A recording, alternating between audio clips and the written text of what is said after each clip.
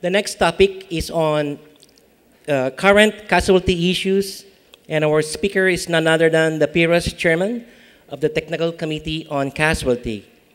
He is a regular lecturer at the Insurance Institute for Asia and the Pacific, and in the Institute's basic non-life program, particularly in the subject of miscellaneous casualty.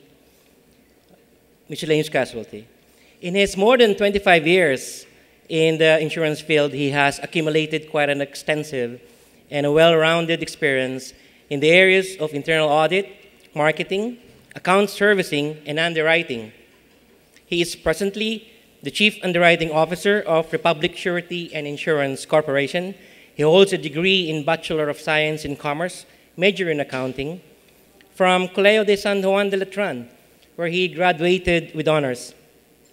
He is a certified public accountant. He is also a fellow in International Risk and Insurance Management of the Georgia State University, Atlanta, Georgia, USA, and he has completed in 1992 with academic distinction the Basic Management Program, a 4-week certificate course at the Asian Institute of Management, and in 2010 completed the ASEAN Young Insurance Managers course. To deliver his paper entitled Nat Cat Perils and Liability Insurance, quite a combination, let us all welcome Mr. Werhner Parel.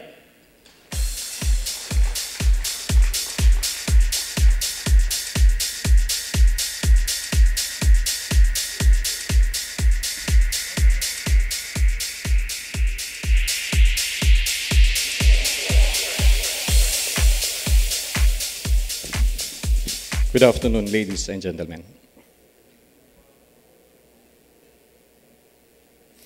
One afternoon, sometime this September, as I was pondering on the effect of habagat,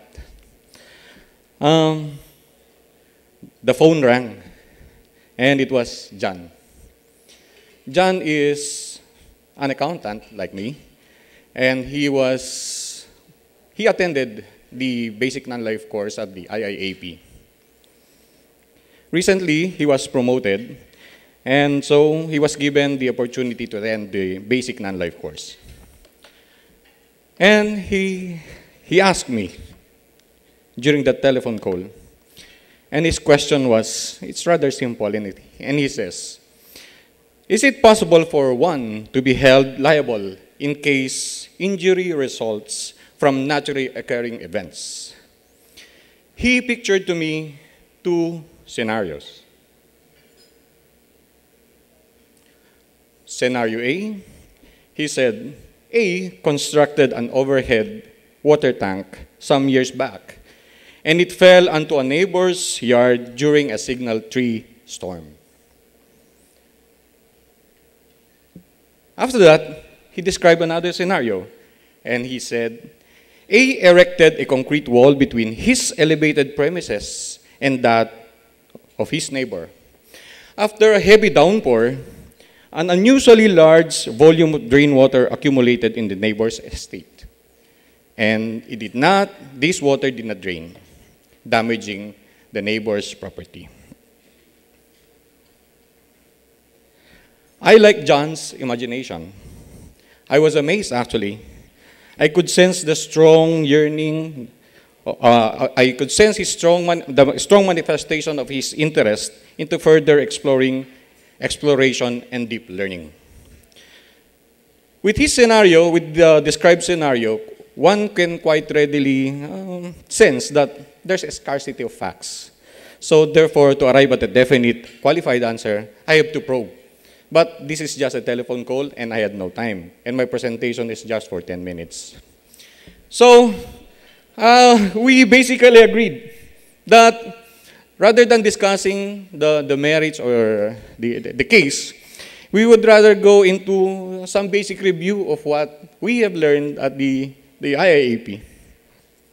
Thus, we agreed to rather than discuss whether or not one is held liable under his hypothetical circumstances, we started talking about the possible civic actions that an injured party, the neighbor, may initiate against A, the actor.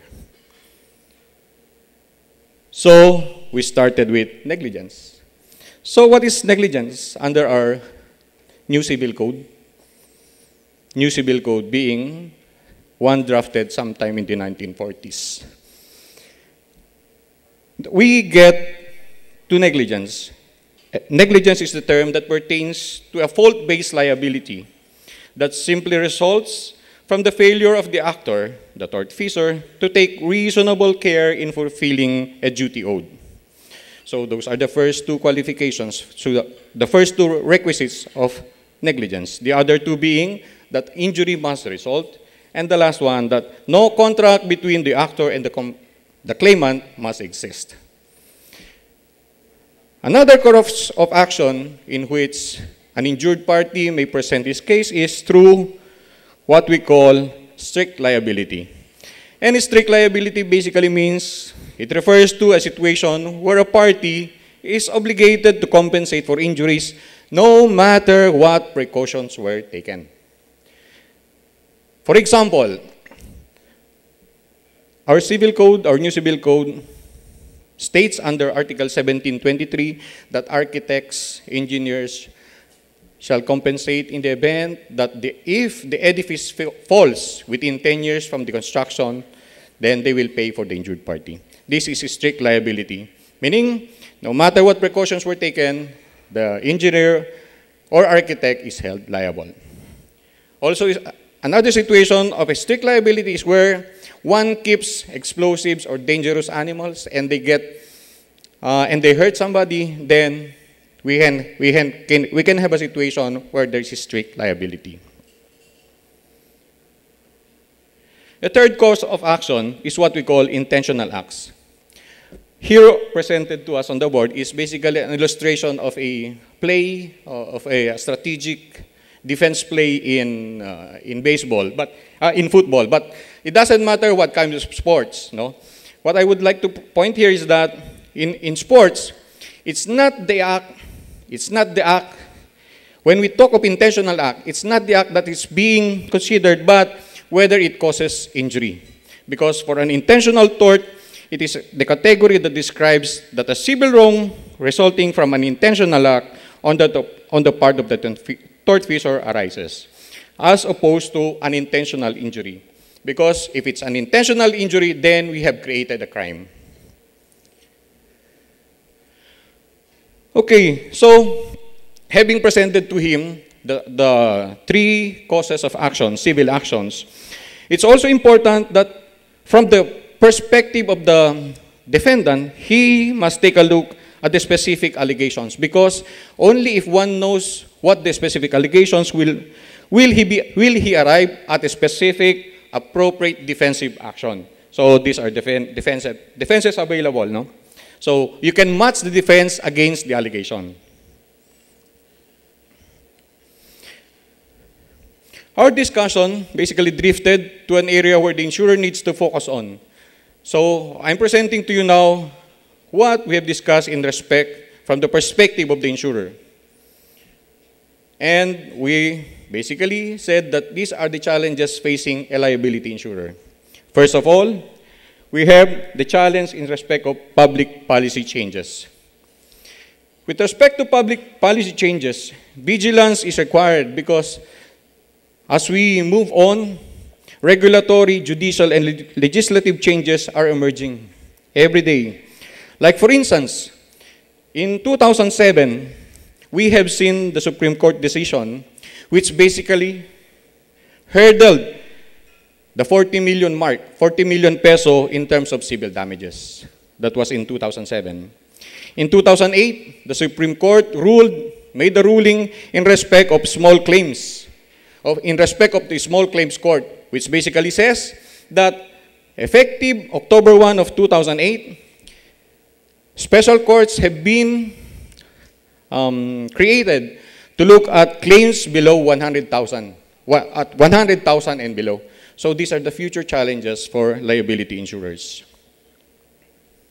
Next challenge for the liability insurer is with respect to policy wordings.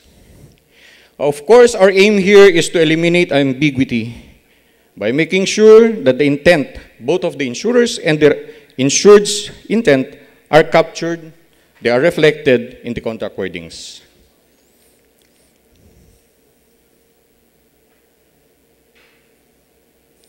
Next challenge that we have identified is the need to recognize adequacy in pricing.